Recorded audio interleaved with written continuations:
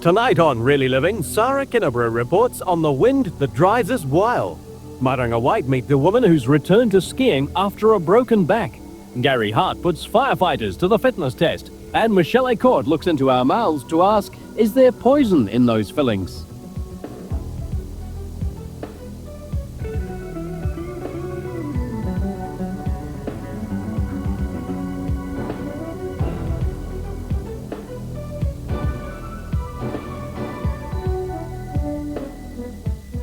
Kia ora, another week and still really living. And look, I'm up off the couch, just in case anyone out there was wondering if maybe I was struck to this thing.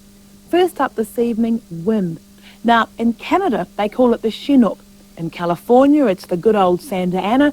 And in Canterbury, a little closer to home, they call it the NorWerster.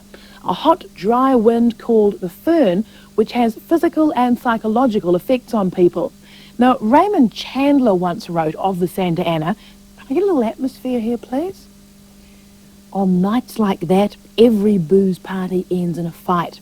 Meek little wives feel the edge of the carving knife and study their husbands' necks. Anything can happen. Sarah Kinniburgh reports from Christchurch.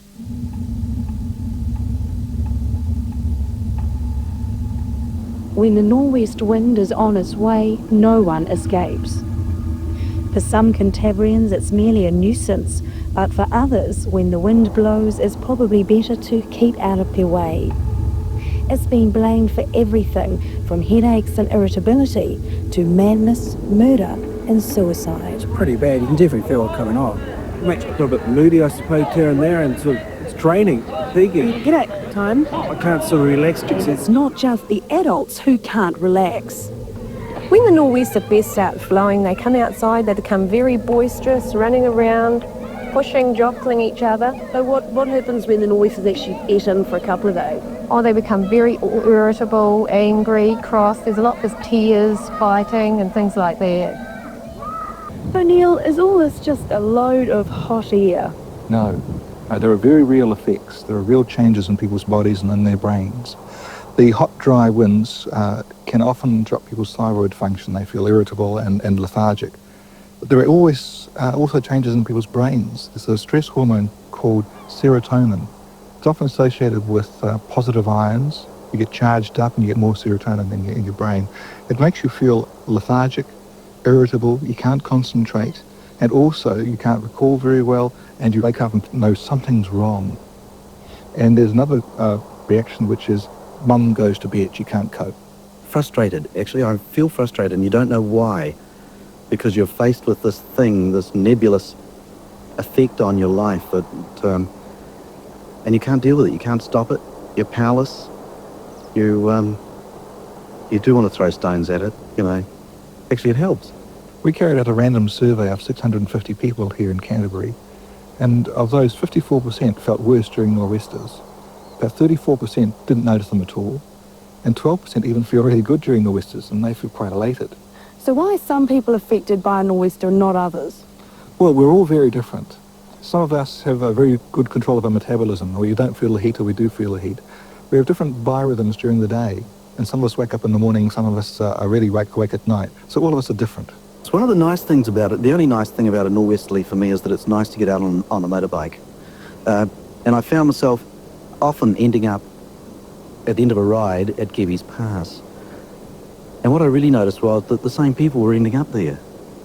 And we were all watching the southerly come because there was a sense of relief. You knew when the southerly came, the nor'westerly was over. And as for the inexplicable 12% of the population who fare well in a nor'wester, New Zealand findings are curiously consistent with overseas research, that those 12% seem to be predominantly artists and journalists. Alan, how does the nor'west wind affect you?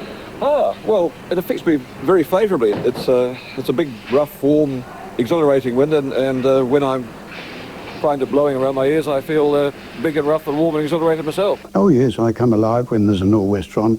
I'm full of energy and I want to rush around and do things. It may be the vigour of the weather, the hot air pouring over us and the grass is blowing and the sky is tumbling around, but I become part of it. I want to join in and enjoy myself. And that's when I'm most alert. And I can do my best painting, I think. This is why nor'westers are a recurrent theme in my painting. If I didn't like them, I'd go to bed until they were over. I'd actually, in the end, if it's been a long nor'westerly, I'll stand in the shower. Well, a shower's a good idea because the water can make them feel cooler. It can wash away any static electricity that's been built up. And also falling water and drops produce negative ions that can balance out the positive ions in the air. So if you are in a situation where you are suffering from the Fohne disease, you should be looking to move to a cooler place, live by the sea, by a river, by a lake. You can use a negative ion generator to help to neutralize the ions in the air. But if that doesn't work and you have severe symptoms, then you can go to your GP and get a serotonin blocker. It must be prescribed by a GP because you have to take great care with it. Well, we couldn't find anyone who could stop the nor'wester, but we did manage to find someone who promised us he'd try and make them a bit kinder. Oh, mighty Canterbury, I beseech thee not to scorch with thy fearsome hot breath. We beg thee, grant us respite from those terrifying gusts of heat.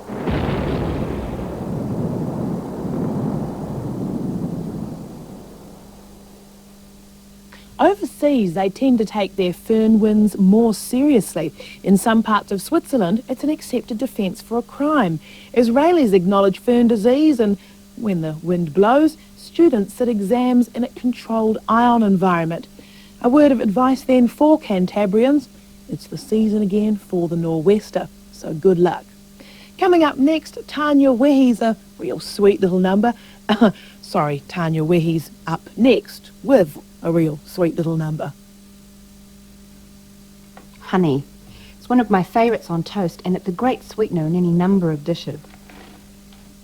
But did you know that honey has some medicinal properties as well? Research from Waikato University indicates that Manuka honey inhibits the bacteria responsible for stomach ulcers. And laboratory trials have also shown small amounts of Manuka honey can halt the growth of bacteria that cause wound infections. All honey has some antibacterial properties, but Manuka honey's extra oomph is thought to come from an as yet unidentified source within the plant itself. Now that research is in the testing stage at present. Researchers are working on what effects honey has on stomach ulcers, and they're waiting for ethical approval to start honey trials on healing wounds. Stick around to meet the woman who's back on skis after a spinal injury, and Gary Hart turns the heat up on our firefighters.